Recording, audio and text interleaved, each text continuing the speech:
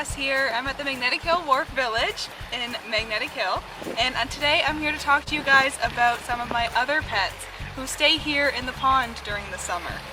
So there are quite a few birds living here right now, including some common mallard ducks, but the ones that I want you guys to look at are the little white ducks. Right over there. There's two of them, they're together. Their names are Hiccup and Newt, and they are my Indian runner ducks. So there are 8 varieties of runner duck registered by the American Standard of Perfection, and they come in all kinds of different colors.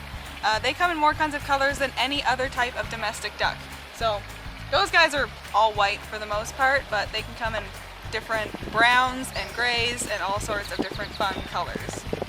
Hiccup is all white, and she's a female or a hen, and Newt is a male, and he has some black feathers on one of his shoulders. You might be able to see if you look really close, you can see the black feathers on his shoulder, and he is called a drake. That's a male duck. So that's our word of the day, is a drake.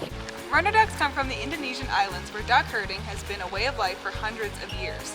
There are duck herders who will have herds of up to 1,000 ducks, and they walk long distances to get to the market where they will sell the eggs of the ducks. And sometimes it would take up to 6 months to complete this walk.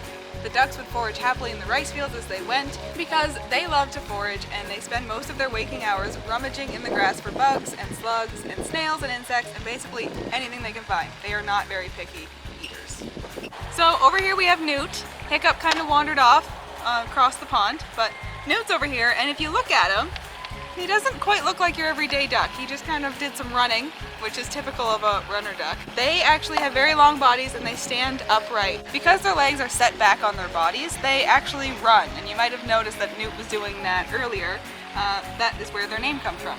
And runner ducks also have very short wings, and that makes it so they can't fly. And their primary mode of transportation is to run. They will swim, but they prefer to run around. How I came to get Hiccup is actually a bit of an interesting story. She was hatched with about 25 other ducks, but she wasn't doing very good. She was really weak and she wasn't getting up and running around like the other ducklings were. So I volunteered to take her home and to look after her and nurse her back to health. And soon enough she was up and running and doing everything that a normal duck would do.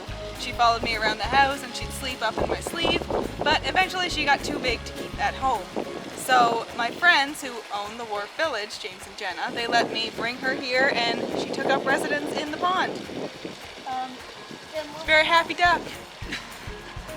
And then a year later we got Newt, who came and joined her here, and since then they have been the best of friends. And you always see them together, they're never really very far apart, and they basically do everything together because they're just great little friends. So in the summer months they stay here with the geese, but in the winter when it gets a little too cold for them, even though they're actually very well adapted to spending time in the snow and in the cold, we take them to a barn and they stay there for the winter. So those are my Indian runner ducks, Hiccup and Newt. If you ever come by the Magnetic Hill Wharf Village, make sure you stop and say hello to them. So you know their names and you can call them. Hiccup does know her name and she will respond to it sometimes. Newt not so much, but you can still talk to them. Make sure you guys comment with videos and pictures of your pets and introduce them to us, because we love to know what you guys have, what kind of critters you've got at home. So thanks so much for listening, and we'll see you guys tomorrow for another fun animal to learn a little bit about.